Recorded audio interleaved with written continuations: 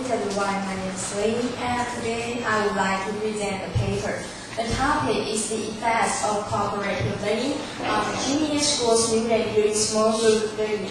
And this paper was written by Gillis in 2004 and published by Learning and Instruction. And today my presentation includes introduction, methodology, results, and the final part is my personal reflection. In the cooperative learning classroom, students help each other by assisting with the tasks, sharing resources, and encouraging each other's effort. And clearly, the social benefits to students from cooperative learning experience have been well documented. However, little study is known about what happens in groups to facilitate learning and what perception students have of their cooperative learning experiences. And therefore, the purpose of the study was to investigate students' perception of what happens during their cooperative learning experiences. And there are two research questions. First, what are the effects of structured and unstructured cooperative learning experience on students' behavior, interaction, and learning? Second, do students' perception of what happens during cooperative learning differ for students in structured and unstructured group? And in the methodology part, I will introduce participants, the procedure of the study, experimental design, instrument, and the data analysis.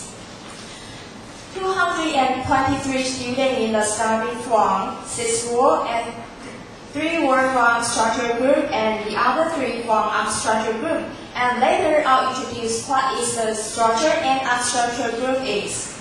And among all the participants, 99 students were from structured group and 124 students from unstructured group. And all of the participants enrolled the mathematics class. And they were around 14 years old, and this study was conducted in Australia. And here comes the procedure of the study. Before the study, the placement test was used to measure the students' mathematics ability and to divide them into groups. Also during the study, students in the structured group were taught based on the test interdependent. However, students in unstructured group were not based on test interdependent. And later I'll introduce what this group actually do in detail. And also during the study, the group observation was by video test. And after the study, the mathematics and what happened in the group questionnaire were used to measure students' mathematics ability and their learning experience in the group. And students in the structured and unstructured group were divided into group based on the placement test. A group consists of 4 people, according to 1 low achiever, 2 intermediate achievers, and 1 high achiever, based on 25%. And students in the structured group were taught based on the ability of group problem solving and according to 5 successful cooperative learning elements. That are positive interdependence, individual responsibility, interpersonal communication, facilitation of each other's effort, and group processing. And students in the unstructured group, they just only taught by simple group work. They were not informed the 5 successful cooperative learning elements. And the group problem solving activity allows students to draw on the information through a series of proving questions. And finally, they can analyze and synthesize and critique solutions. And 3 instruments were mainly employed, including group observation, mathematics questionnaire, and what happened in the group questionnaire. And the 2 group observation protocols were used to measure students' behavior and interaction in the group. And the behavior protocol was adopted by Shaw in 1988 and Gillis and Stead in 1996. And it contained 4 categories, including cooperative behavior, non-cooperation behavior, individual task-oriented behavior, and individual non-task behavior. And the interaction protocol was adopted by Webb in 1985 and Phillips and Ashman in 1998. And it contained 9 items, including directives, that is verbal instruction, and the directive with physical prompts such as hand gesture, and unsolicited explanation, that is no request to cooperate, and unsolicited terminal, that is no request to give short response. Positive interruption, such as interject to help. Negative interruption, such as yells out, and solicited explanation, that is request for assistance. Solicited terminal, that is request to give response. And the final one is non-specific interaction. And the mathematical questionnaire, based on Brun in 1956, was written to determine how students construct the information that have previously discussed in the group. And it was developed by 2 mathematics teachers to measure the values in the group. For example, what are square numbers? If students know the answer, they can answer the next question. What is the 10th square number in the sequence?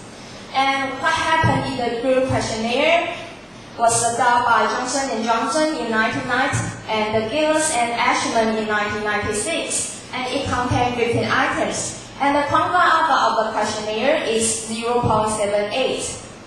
And the items of what happened in the group contain 5 successful cooperative learning, motivation, attitude, and behavior. Here comes the data analysis.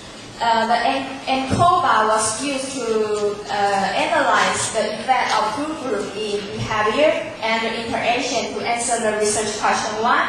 And the ENCOVA was used to analyze the effects of 2 groups in learning to answer also the research question 1.